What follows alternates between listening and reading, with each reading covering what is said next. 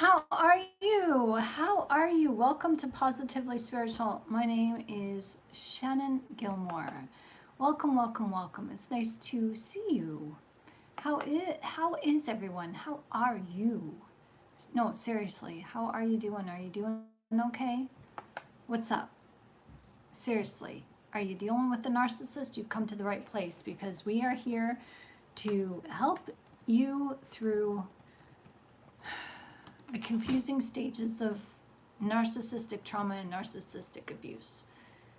It's not easy going through narcissistic abuse, is it? It's not easy dealing with any sort of trauma. It's not easy dealing with any sort of identity freaking crisis that you endure with the narcissist, is it? Well, we're here to help you, and this is a non-denominational healing hub for you guys to find comfort and just to, just to breathe. You need a freaking break. I get it. I understand it. You need a break. You got a break. So welcome. Come on in. We're here 1 o'clock in the afternoon and 10 o'clock in the evening, Eastern Standard Time, every single day. Welcome. Hi. So as we wait for everybody to come in, I am just going to try to get you guys, well, get this live started. I had a little bit of technical difficulties here. Hi, Sonia. How you doing? So, yeah, so I had some technical difficulties here. So let me just give a name to this live. The passive, we're going to call this video, if I can ever, it's, okay.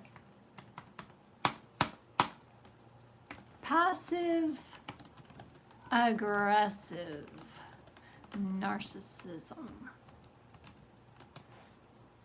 Let me spell aggressive right. There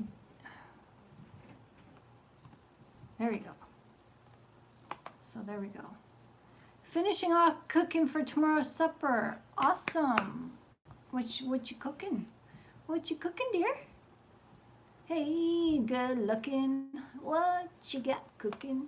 Don't you got a little something? I don't know the rest of the words. I don't know. I tried. So, I got, in my head right now, I got, yeah, look, you guys, and for those of you, you guys know why I'm looking like this, why I'm wearing the 80s hairband, The final countdown.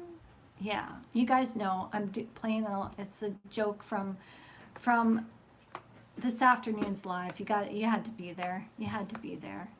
Because it was all about the hair, right?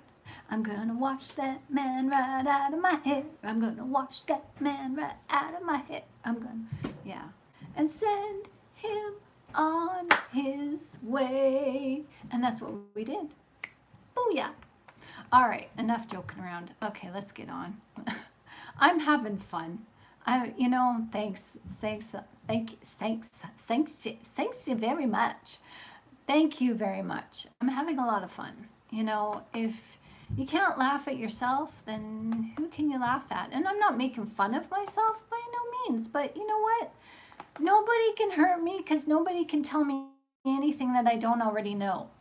I'm the one who has to deal with this hair. I'm the one who has to wake up with it all sticking up and, it's like a bird's nest, and I have to deal with these curls. It's, you know what? And I'm not complaining because you guys saw my pictures. I had short hair most of my life. So I'm loving the locks. And you know what? They be doing what they want because they can't be. I'm so on fire and so in control that my hair can't even be controlled. Yeah, I love it. I love it. So yeah, take that, narcissist. Oh, I've had narcissists tell me I should cut my hair short, I should be blonde, I should get it straightened. And it's like, no. Don't touch the locks. You can braid my hair, you can play with it, you can brush it, but don't you dare take authority over it. That'd be my business. So yeah, big hair day. That's right, Pete, don't repeat. Hello, how you doing? You had to watch this afternoon's live. Somebody commented on my hair, so I'm making a statement now. I'm loving it.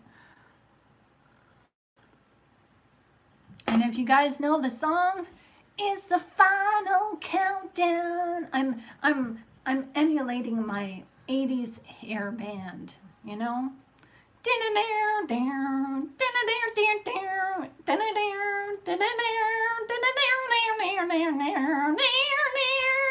Yeah, annoying as heck song, but it's such a cool song, but it's so annoying, right? You guys all did that, I'm sure. I'm sure you all did that. So,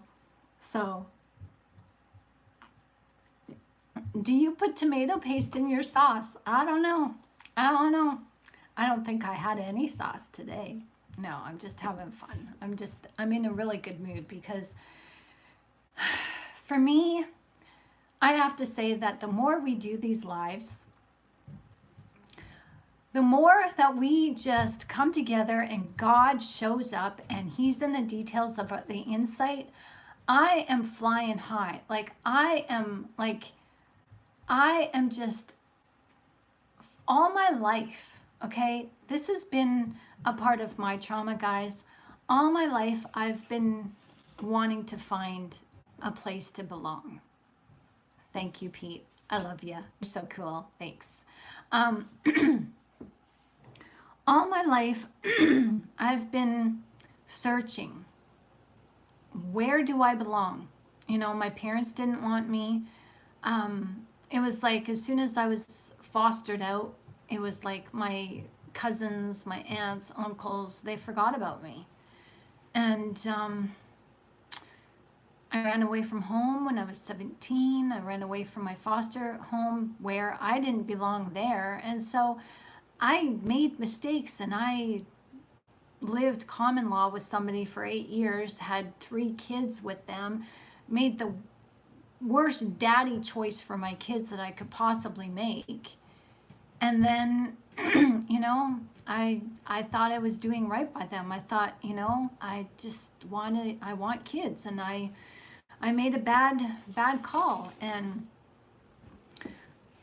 it's been, you know, since this, all the way up until this past year, when I finally stopped the dating scene, just stopped against my will. You know, I was like, Shannon, you got to stop this. And I'm like, oh, I'll just go on, you know, this dating app just to see, just to browse. And it's like, no Christian dating websites, nothing, leave it alone. So I was deleting my app. I deleted my app. I deleted everything. And I don't look. I don't search. I've got better things to do with my time. And so for the past year, I've been working on myself. And since we've started doing these lives and Jesus is coming in and giving us deep insight about narcissism, about ourselves, about the cross. Hi, Diesel. How you doing? I don't know. I went on Tinder once many years ago. Never again. That place is toxic. So, but anyways. So this past year, I've just been working on myself. You guys have joined me on these lives. Jesus shows up, and I finally feel like I belong in his circle. I feel like I belong in heaven. I feel like I found my place. I feel like I'm home. Like even 4 years ago, I would go for walks and I'd just be crying out to God and, you know, on my walks, and I'm just like, look up the sky and I'm just like, God, no matter what, I'm going home. And I'm screaming at him. I'm like, I'm going home. And, you know, if it's up to me, then I'm going home. I'm going to be with you. I want you in my life. And it was like I was trying to convince myself. And here God has showed us the easy way. It's your egos have gaslit you guys into believing that I don't love you, or into believing that you're not worthy. And once we started figuring this out, I'm just like so happy. Jesus is my man. Amen, Sonia. That's right. Jesus is our guy. He's my dude. He's our King. He's our husband. He's our Lord. He's our Savior. He's everything. He's a teacher. He's our mother. He's our father. He's our brother. He's our sister. He's our parent. He's everything. He's a counselor. He's our doctor. He's our advocate. He's everything. And so what's not to be happy about that? What's not to, like, we can give ourselves permission to be silly and be happy and just go for it. Just allow yourself to just drop the drama, drop the, okay, so yeah, I got bills, I got things going on in my life, but in this moment of now, none of that is going on, and this is where I choose to stay, because when we stay in this moment of now, this is where Jesus is. This is where we're covered by the grace, the cross of Christ, covered under his blood, resurrected by the Holy Spirit, and we can claim our diplomatic immunity, and we can claim our dual citizenship. So we got it. We got it going on. With Jesus, we cannot fail. And that's something to celebrate. So rejoice. Give yourself permission to be happy. And air guitar, Wayne's World, just freaking be funny. Have fun. Just joke like you don't have to act like a teenager 24/7, but just let your hair down and just get your groove on, Like the other day, somebody said that I looked like Elaine off of Seinfeld. Like, do the funky dance. Like, why not? So, anyways, enough of that. Shall we get on with this video? Enough about me. Enough. Let's just calm down, Shannon. I'm liking my hair this way. It's so cool. It's so radical. It takes me back to, I never was able to wear my hair like this and go to school with a hairband like this because I had my hair short. And so I'm just nostalgic tonight. So, exactly, Resistor. How you doing? They get mad. Yeah, I am. I'm just happy. I'm just so thankful that we have Jesus on our side, and I haven't felt like this. Like, I have my moments, I have my spurts, but this is who I used to be. Like, funny, cracking jokes and just being happy and just taking everything in stride. Yes, there's a serious side, but there's a time to be serious, and it was just, I didn't have to be the life of the party, but I didn't look at things at life as being so negative. And I just feel like I'm coming back, slowly. We come back. We do make a comeback after narcissistic abuse. And it takes a while, it takes years, but you do come back, you make a comeback. And, it's about not judging yourself. It's about just allowing yourself to be free to think what you want. I mean, within reason, within ethical reason, and do what you want. And, if you want to channel your 80s music or whatever, go for it. Go for it, But the narcissists, they don't allow us to, because joy is of God. It's not from us. Joy is from the Lord.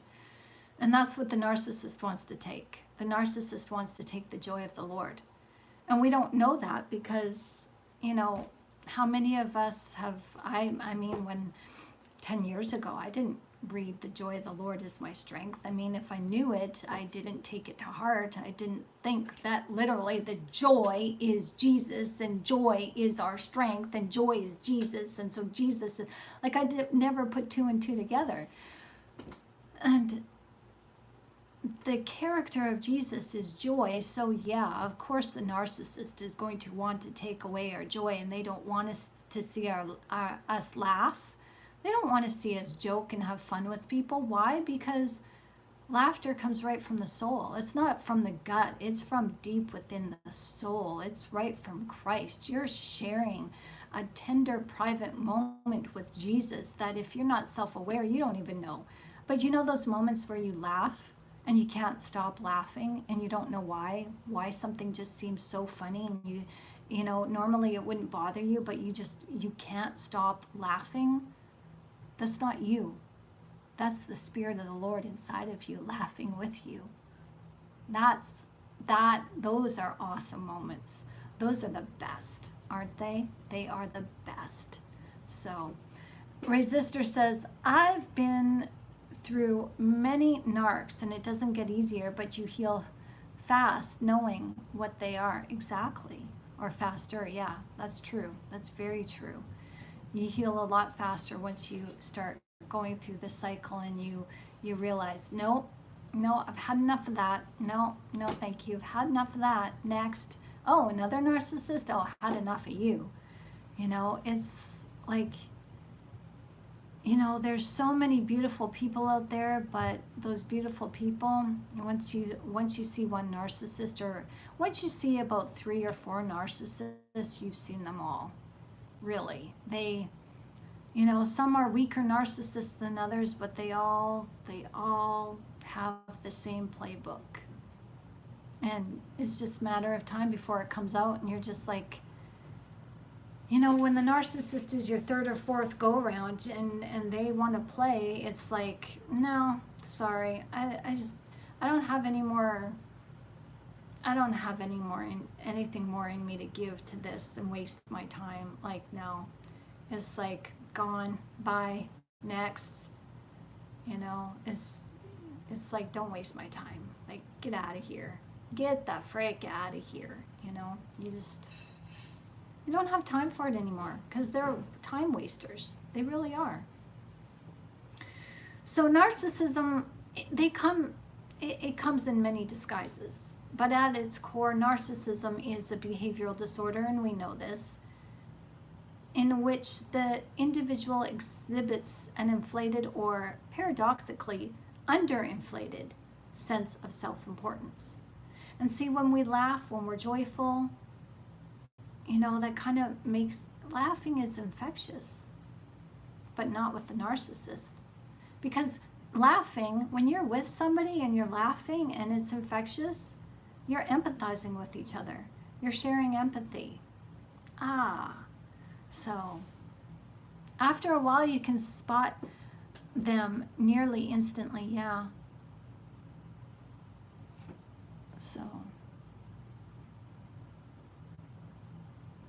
okay, Pete says, I have a joke.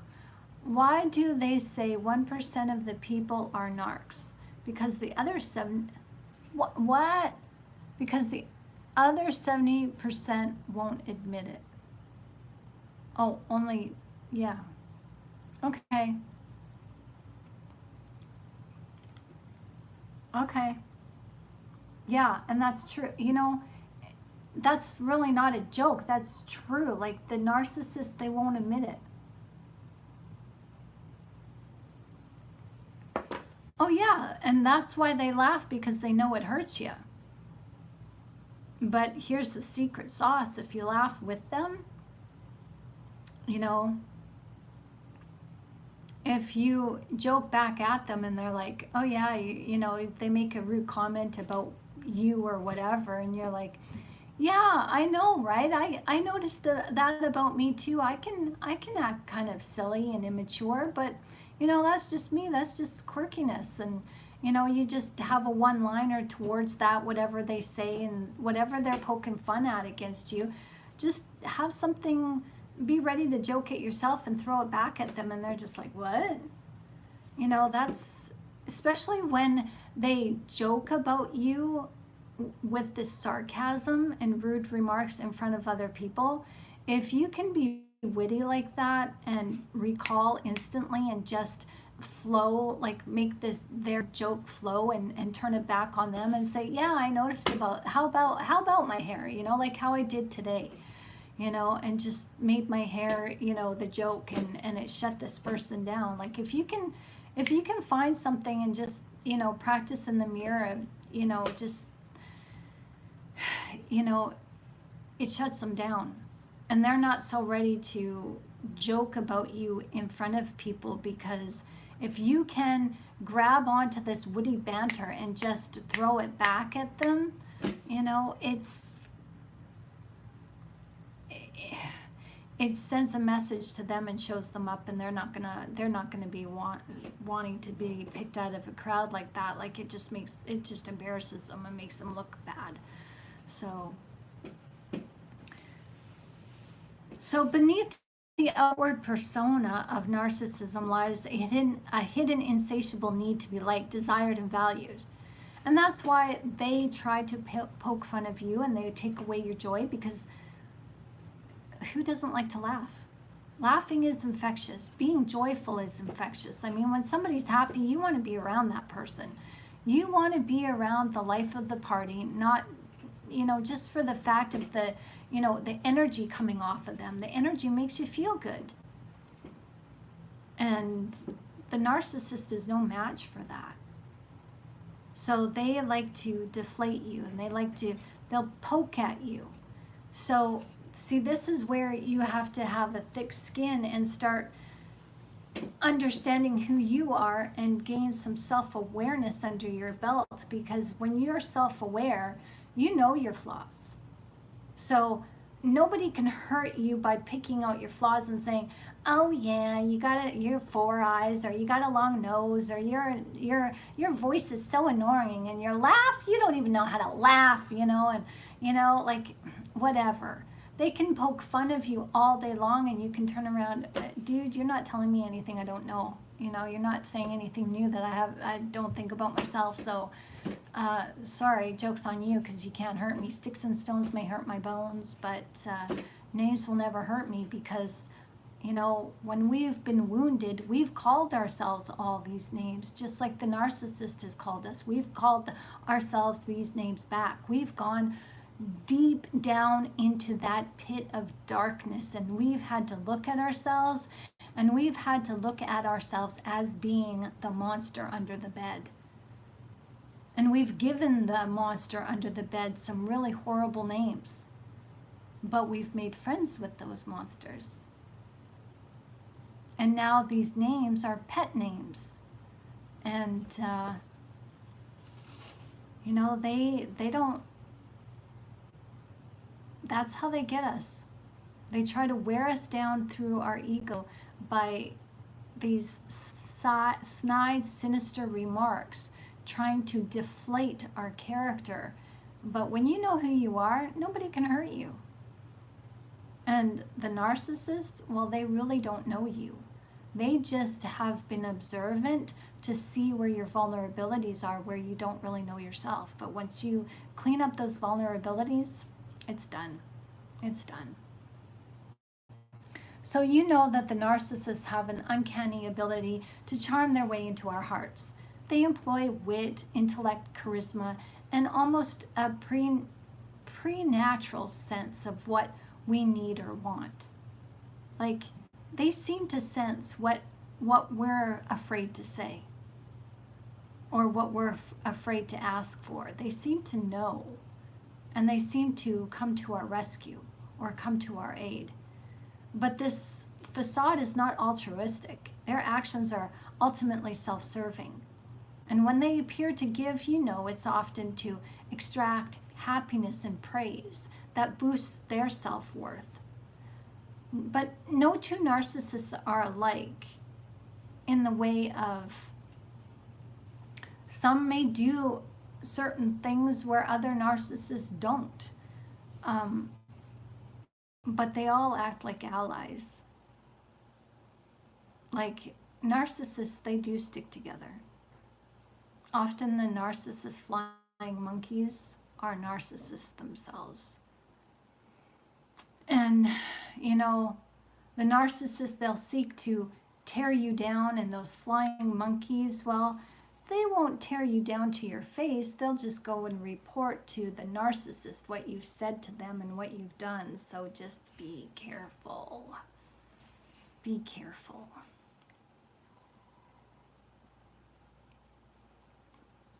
So you have, different types of narcissists. You've got the, we all know the covert, the overt, the malignant, the dark triad, the psychopath, the sociopath. We all know these different types, but there's the competitive narcissist.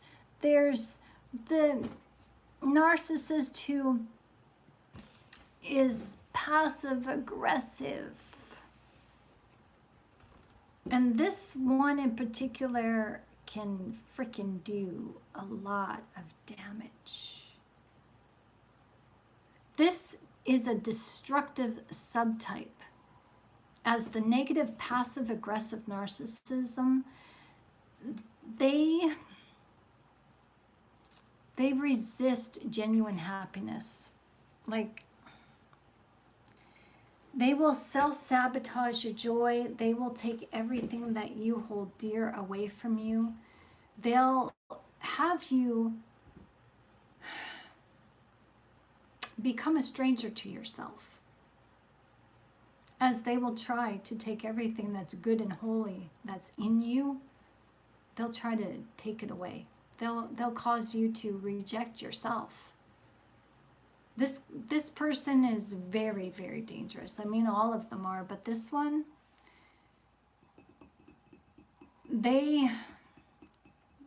it's like where misery loves company, they spread the misery. They have this dark cloud hanging around them. Like, their demons are pretty wicked and evil.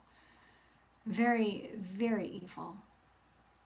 They are highly judgmental, opinionated, unruly, unreasonable. They thrive in emotional toxicity, as they are often very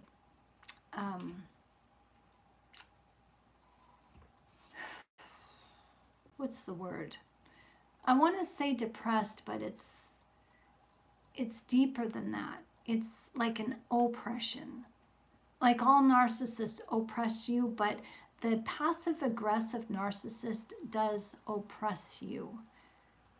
And they drag you down as they want to. Like, that's what they're in your lives for. They're here to steal your joy away from you. And they won't allow you to get it back. They won't. That's why you'll see the narcissist whenever there's like a holiday or your anniversary or your birthday, they'll freaking ruin it. They'll even ruin the child's birthday or a child's day.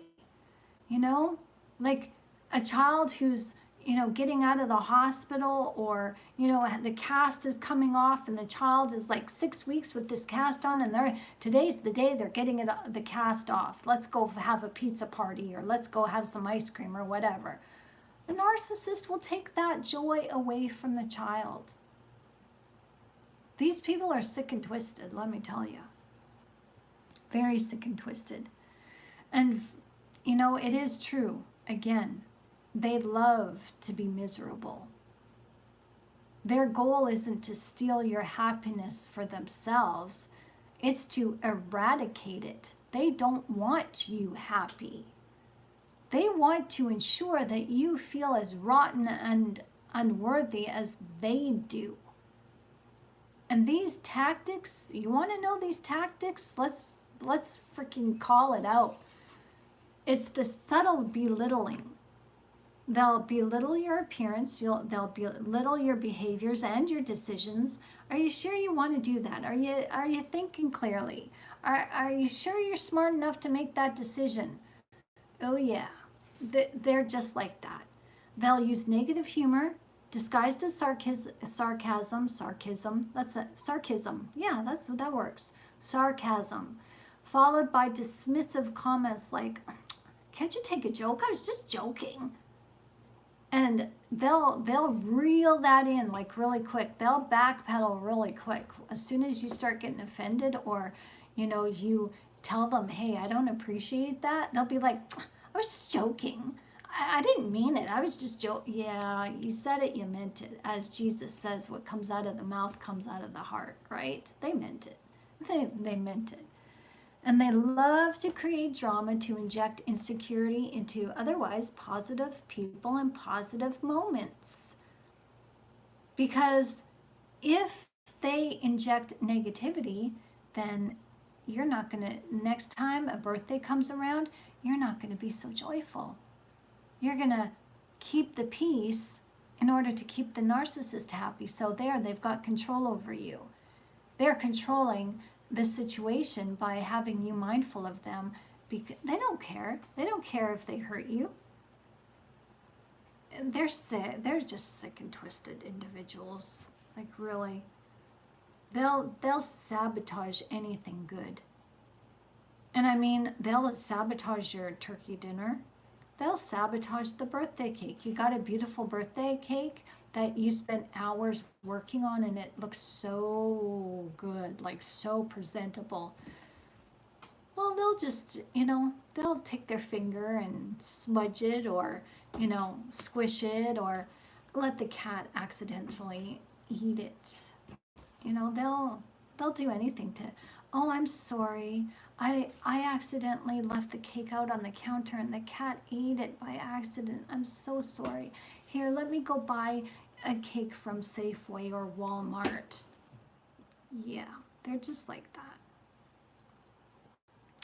They'll use gaslighting phrases, and they'll say, did I say that? I don't think I said that. Are you sure I said that? I don't remember saying that. No, that wasn't me. Maybe it was somebody else. Maybe it was Roger. Maybe it was Janice. Oh, well, that wasn't me. I wouldn't say something like that. I know me. I wouldn't say that. No, that wasn't me. No.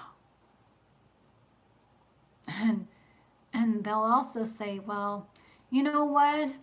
If you said I said it, then I guess I said it. And it'll be so sarcastic. How do you fight with that? It's just to shut you up. And these behaviors are rooted in jealousy, resentment, and a desire to level other people down to their own emotional turmoil. They're frickin' twisting in the wind inside of themselves. They're like, a sponge that's squeezed. That's what they feel inside. Their guts are just like, ooh, squeezing. They can't stand to be around joy. But they need joy because they need that as a fuel source. So the happier you are, the better. But it doesn't make them feel good. It only makes them feel good if they are able to take away your joy. And their negativity is a weapon. It's the flaming arrows of the evil one. And they use their negativity as a weapon to make others feel punished, alone, afraid, insecure, unwanted, and rejected. These people are evil. Evil, evil, evil. So how do you identify a passive-aggressive narcissist? Well, here's some red flags. You probably already know them. But just for a refresher, just to refresh our memories, there's the negative mantra. Phrases like, if it's too good to be true, it usually is. That takes away all your hope when you're like, no, God said that we can hope for our future. And whatever we ask for in God's name, we can receive. Oh my gosh, I'm so happy. I'm gonna get that job that I wanted. Yay. Granddad is gonna visit us from Oklahoma. Yay. No, it's too good to be true. No, it's too good to be true. It usually is. No, you just wait. Just wait a few months. Something bad's gonna happen, and Grandpa isn't gonna be able to visit us from Oklahoma. No. And you know what? You're not qualified for that job, so don't even expect it. Somebody has probably got it better. They probably filled that job already. So don't keep your hopes up. Yeah, they're like that. And this other mantra is, bad things always happen to me. Bad things always happen in threes. Nothing good ever happens to me, so I just don't expect. I expect the worst, and then if the worst doesn't happen, well, I'm pleasantly surprised. Yeah. Wow. We're supposed to hope on hope, aren't we? We're supposed to wait on the Lord and hope And, you know, like, not hope in this blind faith, but we're supposed to have hope. We're supposed to look to the good things.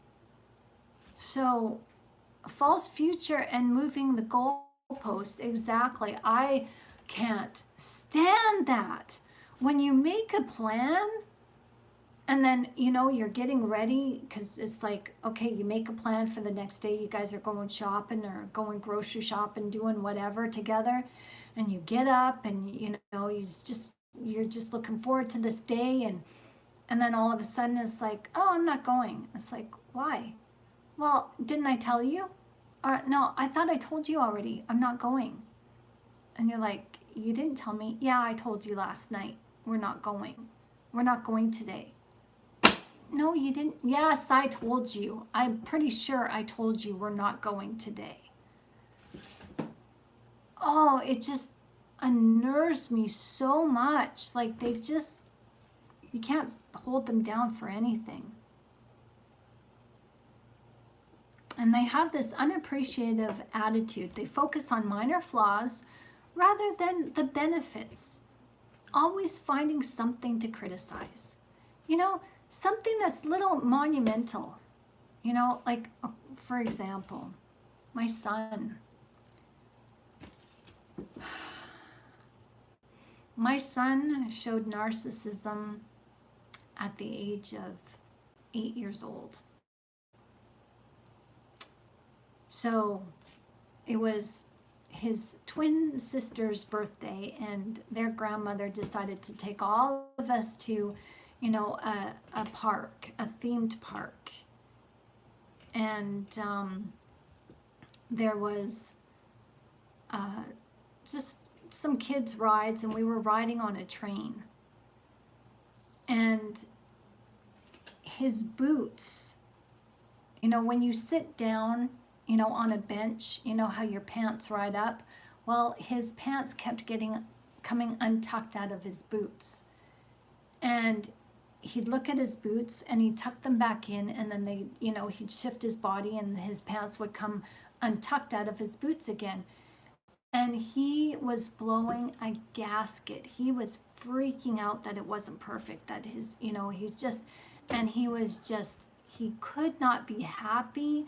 It's like we bought pizza for the kids and he's just sitting there scally faced eating it because it wasn't the pizza that he wanted, and it didn't have his favorite topping on it. And it's like, well, it's your sister's birthday, they get to pick the pizza. When it's your birthday, you get to pick your pizza.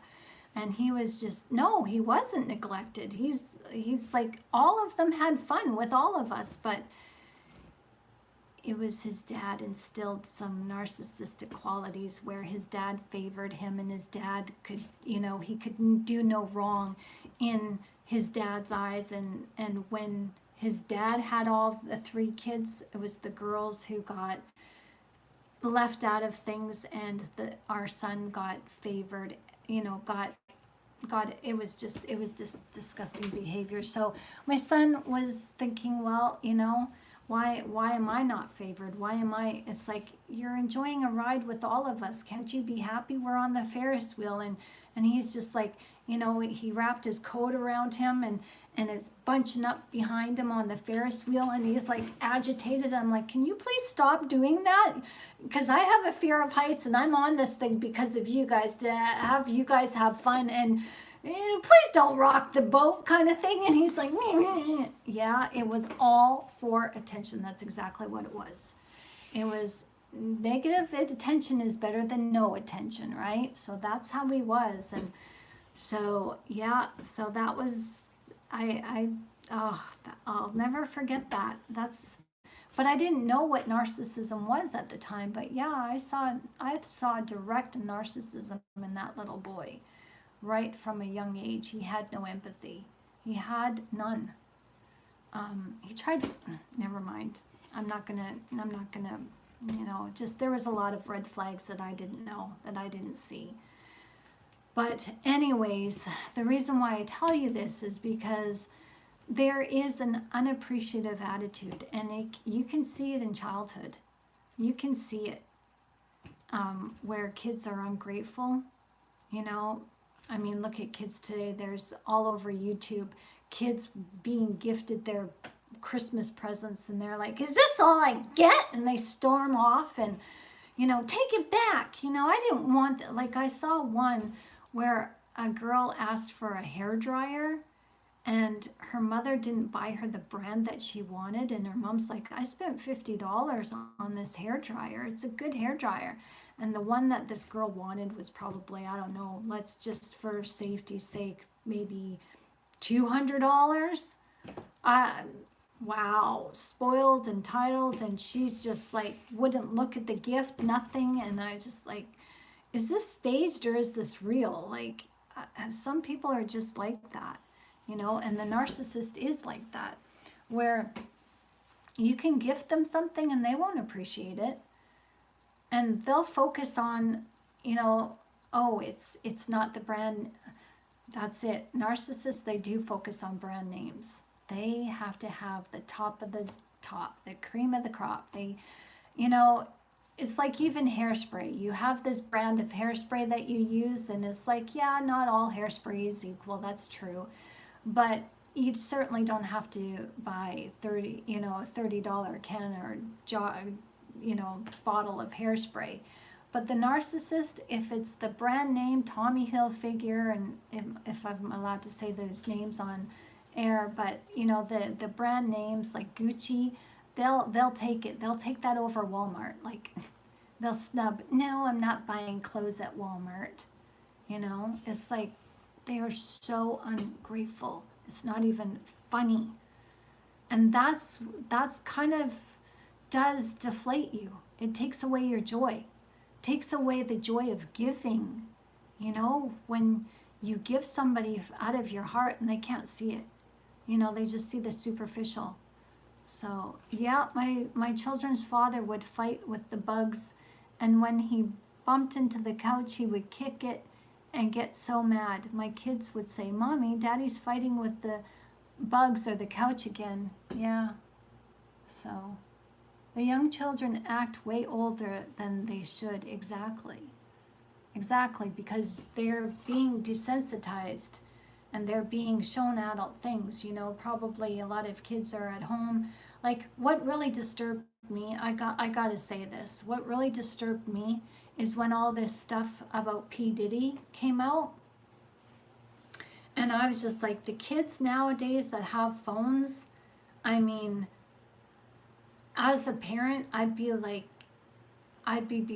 beside myself. I would not want. I heard a video about P. Diddy, and it was of debaucherous nature, and I listened to, maybe 5 seconds of it, and I was just like, beside myself. I was just like, oh my gosh. And I was just like thinking, this is going around the schools. The kids are, pushing all this stuff. Like, they're, promoting it. And did you see this video? Did you see that video? Did you? And it's like, there's so many kids this day and age. Kids are being raised to know adult content when they should be innocent of it. And that is what is harming our kids, because they're acting adult and they're mimicking adulthood, but they don't know. They're not mature enough to know what an adult is. And there are P. Diddy's in all of communities, I'm sorry to say. Exactly. Even when we were growing up,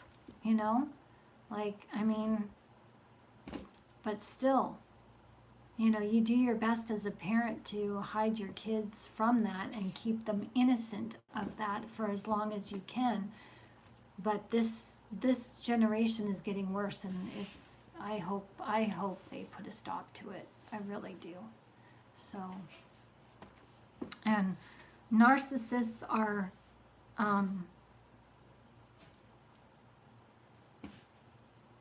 they have no problem talking. Like, if it wasn't for the sane parent, like, you'll notice, maybe you've already noticed that the narcissist that you've known talks scandalous in front of your kids. And you're like, shh, can you keep your children present? Or can you keep your voice down? Like, go take your phone call somewhere else. There's kids present. Or can we discuss this later on behind closed doors when our kids are sleeping? Or, oh, my kids' dad would name my body parts in front of them. Show me your, and I'm like, excuse me, and have no problem trying to get jiggy with it in front of the kids. And it's like, frick, pardon me? Like really? Like, that's unfortunately the narcissist, they have no filters. There's no boundary. There's no boundary. Yeah, they need Jesus, exactly. And kids need Jesus. So another thing is, we've already covered, is the sarcasm and the negative humor. And this is hurtful comments as jokes. And what I say now to a narcissist who wants to just kidding, or they use sarcasm, I'll just say, did you know that sarcasm is the lowest form of wit? And then walk away. When they use you for their jokes, or if they want to, be sarcastic against somebody else that or anybody for that matter, you just, sarcasm is the lowest form of wit. Just FYI. And then walk away. That'll silence them. And then there's this resentment and sabotage. Oh yeah, this is evil. Evil, evil, evil. Because their resentment comes in the form of silent treatment, stonewalling, exclusion. They will exclude you from things. They will uninvite you when they've invited you, and they'll just uninvite you. Or they'll just, just make a plan with you and, invite you, say you guys are all going to the cabin on Thursday or whatever. And, and then that could be a week away. And then all of a sudden you get a phone call from your boyfriend or your girlfriend, 3 days from now, and it's like, oh, hi, I'm up at the cabin. We're having fun. You should be here. And you're like, what? We were supposed to go on Thursday. That's like 7 days away. Oh, I know I told you. I know I told you to come. I know we changed the plan. And it's like, no, this is they did this on purpose. They freaking did this on purpose, and they sabotage all your plans. And this is what they do. And they want to see you squirm. They want to see you upset. And are they thinking about you when you're at home and they're at the cabin with your friends, and who knows who else is there? I mean, you'll never know. Because it's like, you're not there. So who's there with them? They can say, oh, there's just me and the girls, we're just having fun. But there could be guys there. You'll never know. And vice versa. If you're talking to your husband, there could be girls there. You never know. You never know. But see, that's what the narcissist does. They sabotage plans, and oftentimes they sabotage because they're showing you their resentment. They resent you. You did something that you don't even know, and they're punishing you. That's just what they do. So expect it. Then there's, with the sabotage and the resentment, this often creates drama. Sabotaging positive moments to create lasting negative memories. So say you did go to the cabin and the narcissist just happened to invite a friend along that happens to be your enemy. Oh yeah. Oh yeah. You know why they do that? So you'll never go to the cabin again. but the narcissist will, and this allows them for next time they can go to the cabin without you.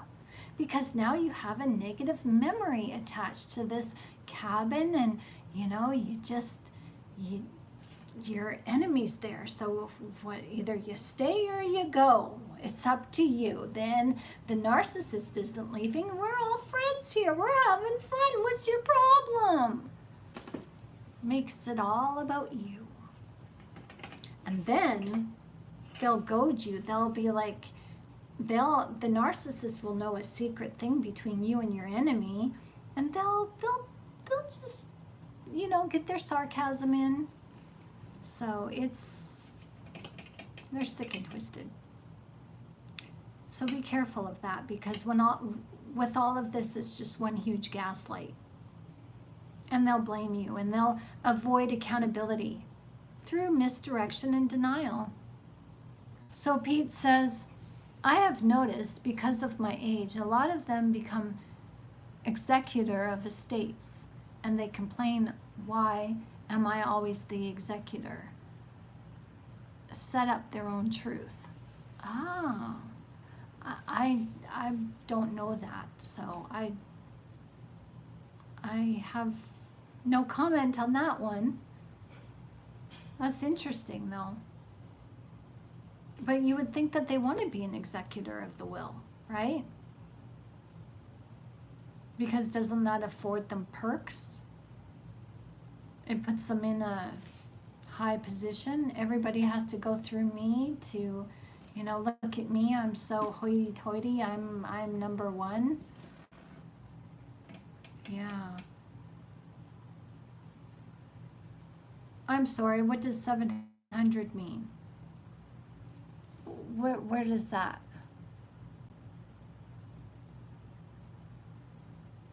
I don't know. You guys are talking amongst yourselves. Hi, Joe. How you doing? So. Oh, that's 100. That's 100. That's not 700. That's 100, and it just means like you're right on, like 100%, like right on. Cool. That's what that means. So, yeah. So there's the blame and the gaslighting. No, it's not your problem. I didn't do anything wrong. You did it, or if you wouldn't have done this, I wouldn't have said that. You guys know all this freaking crap that they put you through. They have this passive resistance when it comes to doing tasks and you taking authority. They'll go and sulk. They'll go and leave, and maybe they'll just lay in bed and, I'm not feeling well. How many women do you know who do that? Where they're upset at you and they'll just, I'm not feeling well. I have a headache. I'm not gonna go. Yeah. They want a reaction so you look like the crazy one. Exactly. And again, they will sabotage you to exact revenge. They'll undermine you, they'll undermine others by withholding information and by creating confusion. So the classic one is, oh, didn't I tell you? I thought I told you. I'm certain I told you that we were rescheduling the meeting for tomorrow instead of Friday. I thought I told you. Oh, you didn't get the memo. Oh, I'm so sorry. You just did. Oh, man, that sucks. Yeah, they sabotage on purpose because they want to make you look bad. And they want revenge because you've made them look bad, or not. It's not just about you looking bad or you making them look bad. It's that they have to take away your happy. They have to take away your joy. And they withhold information from you. Like some narcissists don't even tell the family members that another family member has passed away until a few days later. Oh, I was just so distraught I couldn't call anybody, or I thought I called you. No, we talked. I left a message on your voicemail. I left a message. No, I called you, but nobody picked up. Yours always goes to the emergency room. Wow.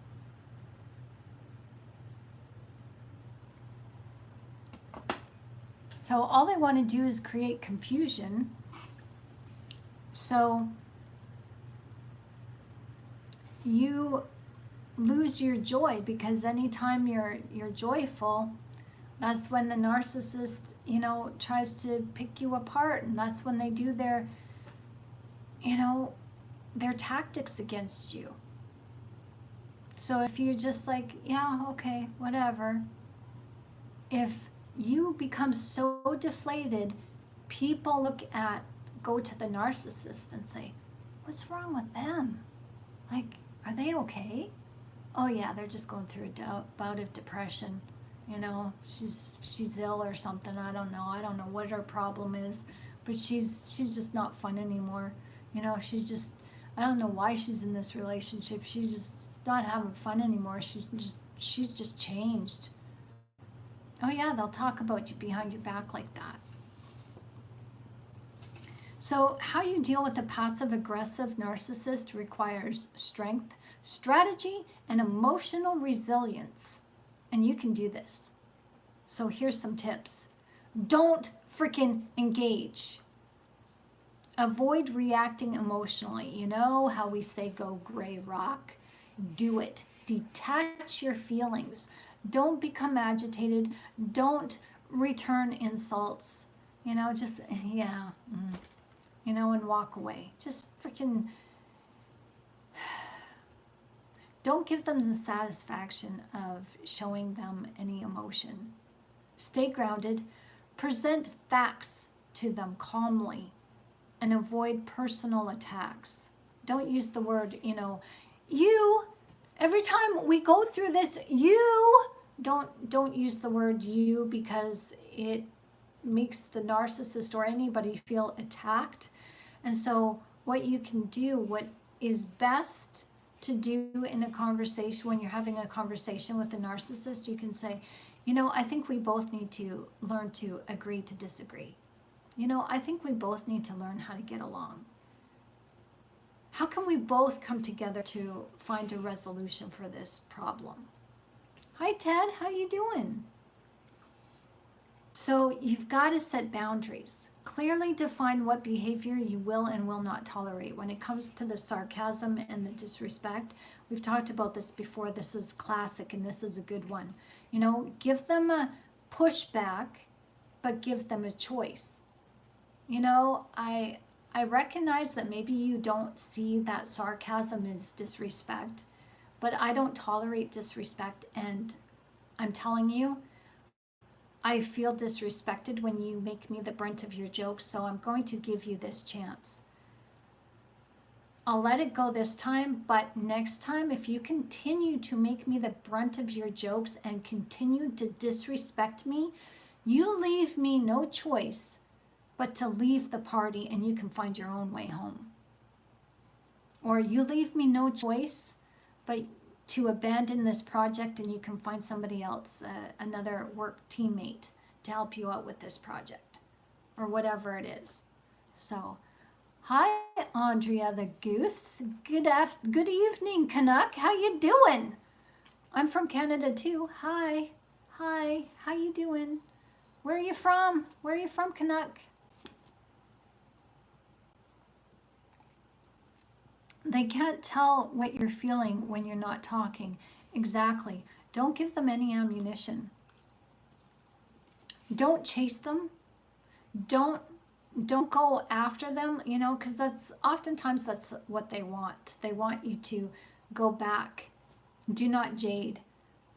Jade. So what is that? Share with us what that is. You're on the spotlight, Ted. Please share.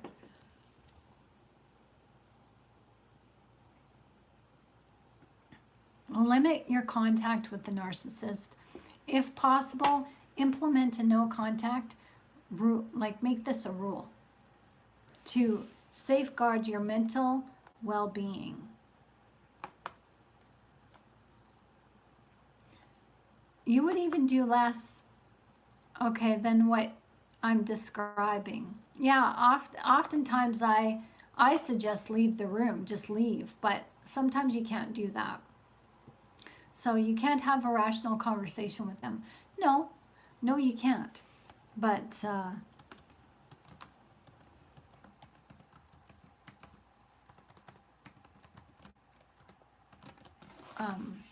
I was just writing something down. So do not justify or argue or explain yourself or defend yourself. Exactly. Like a lot of times, like this is good advice, Ted. You never justify your actions. You don't owe anybody, and I've said this before, you don't owe anybody an explanation. Sometimes you can just leave the room. Just, they're gaslighting you or doing whatever, you just leave the room. But it depends on who you're dealing with. It's not so easy. Sometimes you have a narcissist who's like, hey, don't turn your back on me. I'm talking to you. Look at me when I'm talking to you. You disrespect me again, I'm going to hurt you. Some of us deal with narcissists like that, so it's not easy. It's sometimes you have to sit there and take it. And some narcissists, I've had this said to me, what do you have to say for yourself? And you're like, I don't know.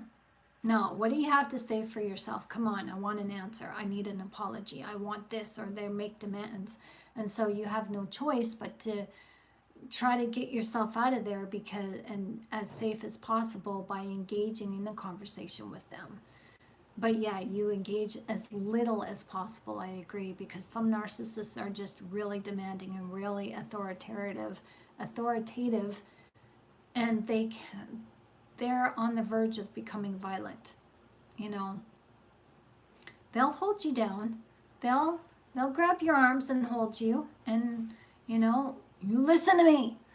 So, and I'm sorry to talk like that, but some of them do get like that. So I'm sorry if you guys are sensitive to that, but we have to.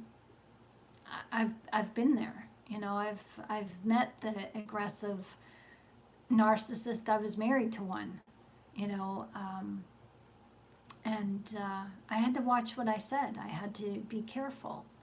And as much as I wanted to, stand up for myself and just, not engage, and sometimes I had to. Sometimes I had no choice.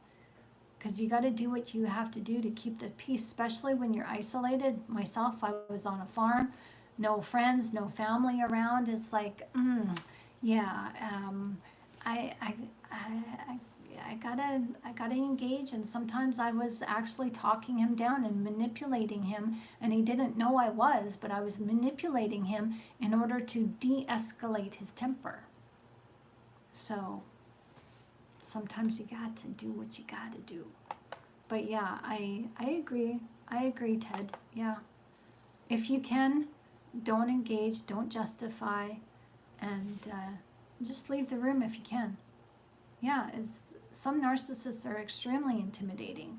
I remember being in an argument with a narcissist 2 years ago, and I tried to leave the room. They wouldn't let me leave. They stood in front of me. And I'm like, can you please move? And they're like, no, we're having a conversation. I'm like, please move. No, we're not. We're having a conversation. I've said all I need to say. No, I'm not done. Okay, well, what do you want to talk about? And then it's like you gotta manipulate the narcissist, and you've gotta have your wits about you. So the Lord was with you in that isolation. Praise the Lord Jesus. Amen, Pete. Yep. He certainly was. And yeah, more times than I knew. And yeah,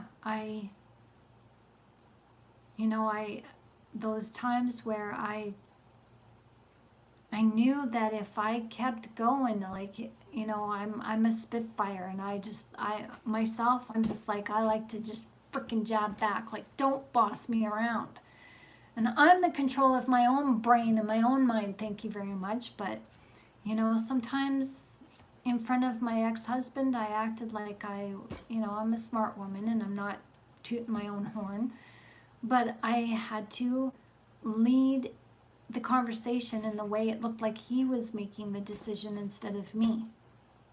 And that's sometimes sometimes that's what you got to do to have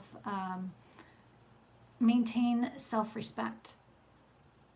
It's called being assertiveness or assertive, and sometimes in conversations you've got to manipulate the conversation to make it seem like it's their idea, or it's you're giving in without giving in, and yeah, you do it to keep yourself safe, and there's nothing wrong with that. I'm your safety is number one. Your safety is number one, and they don't need to know that you're manipulating.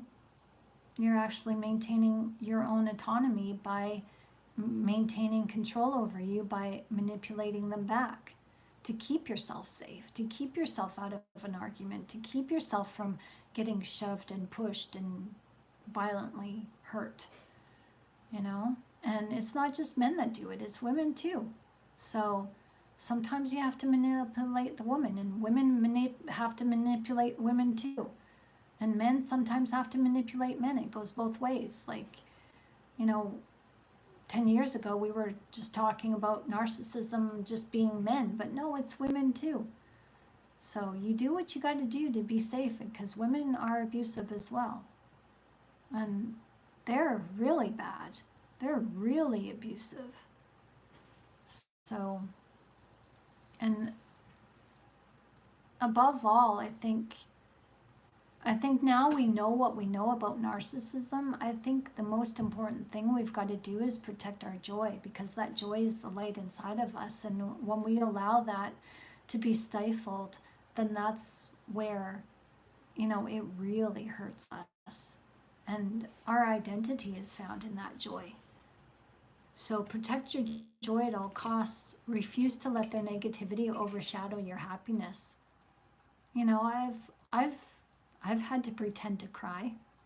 I've had to manipulate the ex and pretend to cry, even though I was just like, I wanted to laugh, like, you're just, common sense is gone. What the heck? Like, there was this one time, I don't know if the ex was overcome with demons or he had a psychotic break. I'm going to say he had demons, because psychotic breaks are demonic as well, and he's just lost his mind. And he had an affair with somebody who was underage, and this girl was living with her mother, and the mother found out, and so the ex started selling off, his collection of vehicles that he had around the farm. And I didn't know what he was doing. I was the last person. Everybody in the small town knew but me. So I'd go and get gas, go get groceries, go to the bank, and there's people wide-eyed with their mouths open, just staring at me like, oh, that's her, that's her. And I was just like, I just like water off a duck's back. I didn't really notice until somebody, a friend of mine, told me what was going on, and that's how I found out. He never confessed to me. I found out, and I confronted him with it. And so I think what happened is he got this girl pregnant, and he was, paying for an abortion. And but this situation where he had his demonic break, or whatever you want to call it, I didn't know at the time. I didn't know what was going on at the time. And so the ex and I were outside, and he's confronting me, and he's like, when we went to the bank together? And I'm like, when did we go to the bank? Oh, just last month. And I'm just like, in my mind, it's like, we never go to the bank together.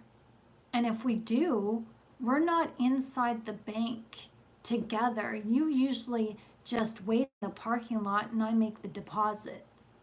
You know, like, we're not in the bank together. We haven't been in the bank together for, since we were first married.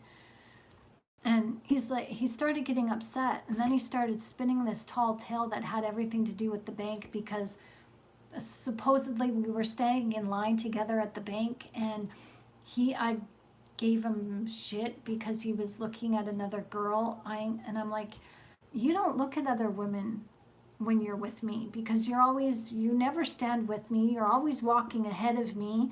So I don't notice you looking at other women. And he's like, Shannon, don't you remember you gave me, you gave me SHIT, like you were really mad. And I'm like, when was the last time we fought? Like, I was refuting everything that he was saying, because what he was saying wasn't making sense.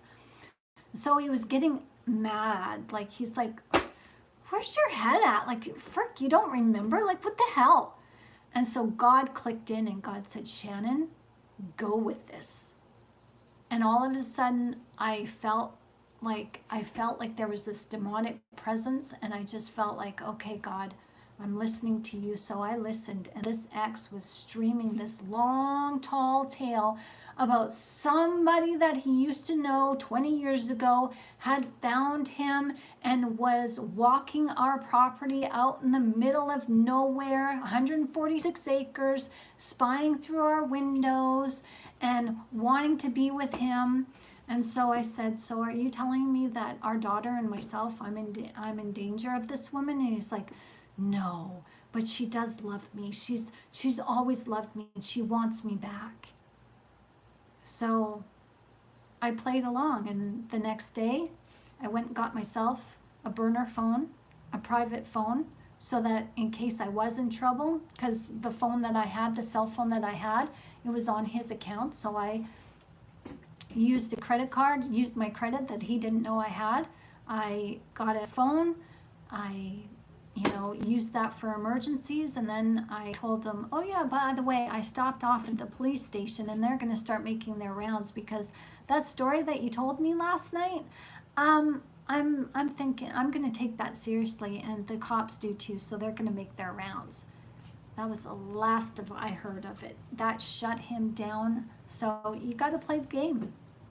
So I manipulated him. So that was a very scary moment. I felt like my life was in danger. I felt like he was planning something. So I just, I never allowed myself or our daughter to be alone with him. And it was me and my daughter were always together. And I took what God said seriously, because the lie that he was spinning, it was just it didn't make sense.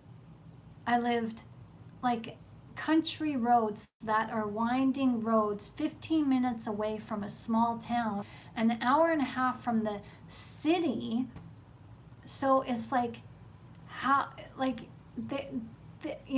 12 years living there, nobody was on our property. Like, there was no squatters. Nobody came out that way. Like, we were just too far out in the boonies, and we had forestry on 3 sides of us. So it's like 4 miles either on 3 sides. There was like bear, there was, wolf. There was like, you wouldn't want to stay out there in the middle of the night by yourself. There was no tire tracks. There was no vehicles. Like, I was a stay-at-home mom, so I would know. And I remember saying to him, I said, well, where's her vehicle? Where'd she park? If she's walking our property, looking at our house from the tree line, which was like the tree line was probably about 50 or 40 yards away from the house. It's like, where's her car? There's nowhere to park her car. Either she has to park her car in the driveway or on the gravel road, and there's nothing. Like where, what, did somebody drop her off? Like, that doesn't make sense. And I started questioning him, and God's like, Shannon, and he started getting, the ex started getting agitated, and I was just like, you know what? Okay, I believe you. Okay. Say this is happening. Say this, say she is here. What do we do? And that's when I asked, am I in danger? Is our daughter in danger? So yeah, so watch out for that. Sometimes you know, their gaslight sometimes is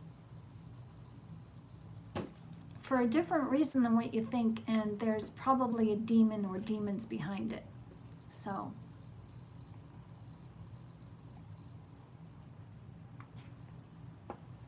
yeah. Sounds similar to what you experienced, Sonia? Yeah. So they like to sneak in the truth that way. Yeah, exactly.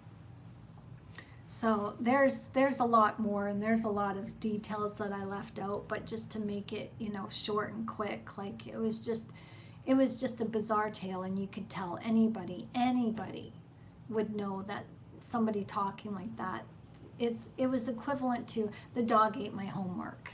That's exactly what it was. And it wasn't plausible. It just didn't make sense. But yeah, so God has your back, always. God has your back. And you got to listen. So, yeah, so the bigger picture of this is the passive aggressive narcissism is often accompanied by mood disorders such as anxiety or depression, and drug use, alcohol use. And while it remains an underdiagnosed subset of narcissistic personality disorder, its impact is no less damaging. I mean, like, this does damage. Like, this can throw you for a loop and, hurt you every which way if you're not careful. So recognize the signs and protect yourself from their toxic influence. This is, they're not going to look after you. You have to look after you, because good night. Good night, Pete. Have a good sleep. Thanks for showing up. So, yeah, God has our backs. And, it's frustrating, but the thing is, you've got to look after yourself. So, you're kind of on double watch, because you're trying to figure out what's going on as the narcissist is doing their damage with this trauma bond, with their gaslighting, with all these, passive aggressive antics. And you've got to take care of yourself. So, and you've got to protect probably children too. So you've got to have eyes in the back of your head. So yeah, you need God. You need God. So just in closing, narcissistic behaviors can leave you feeling confused, frustrated, emotionally drained. However, understanding these traits is in your favor. Learn how to respond strategically, as this can empower you to regain control of your life and protect you. So remember that you do have the power to disentangle yourself from the grip of negativity and walk confidently in your truth. And you can regain your joy. It's just going to take time. So many of you have encountered a passive-aggressive narcissist, or any narcissist, and you're welcome to share your story. You can email me and we can talk if you want. So my name is Shannon Gilmore, and you are watching Positively Spiritual, and there's some important links in the description of this video if you guys want to know more about narcissism, or know more about God, want to know how to heal, you want to know the steps to healing and what to do. There's some readables, some downloadables for you guys if you want. So we're here every day at 1 o'clock in the afternoon Eastern time and 10 o'clock in the evening. So I just want to say thank you for listening, and thank you for sharing your stories, and thank you for, supporting everybody on this channel. This is your channel, and I'm really thankful you guys are here. And I'm thankful that you guys have, just pulled up your bootstraps, and you're showing that, you're showing yourself what you're made out of. You're stronger than you know, and you've always been strong. And I'm thankful that you guys see that for yourselves, because you guys are really special people, and you need to know that you are special. You're a miracle. Own it. Own it. Cannot allow abuse to be normalized. Exactly. I agree. So I really enjoy our conversations tonight. Thank you, Shannon. Well, thank you. You have to decide that I matter. That's right, Ted. That's exactly it. You matter. And you know what? There's nobody should be put above you. Nobody. And once you know that you matter, you won't allow anybody to put anybody above you again. You're just like, no, you'll stand in your self-integrity and you'll fight for your honor. You'll fight for yourself. And oh, thank you. Your life matters too. I'm so glad that we get to talk, Ted. I'm from last week to this week, I'm seeing, and I'm feeling some major changes from you. I feel it and I see it, just from what you're saying, and you're working on yourself and you're going the distance. And you too, Jill. I see that in you as well. You've come so far from when we first started talking, and all of you guys are making great strides. You guys are doing it, and I'm proud of you. So thank you for hanging with me, and I'm glad that these videos are helping you. So stay aware, watch your surroundings. That's right. Stay alert. You don't have to be hyper vigilant, but do be vigilant. Stay aware. Watch your back. Watch your sixth, and yeah. You guys are awesome. So with that said, I think I'm going to call it a night and say good night. Now this band is starting to bother me now. I put it on for a little joke tonight, but it's tight around my forehead and it's itchy. So, but yeah, you guys have a good night and sweet dreams, and I'm looking forward to seeing you guys tomorrow.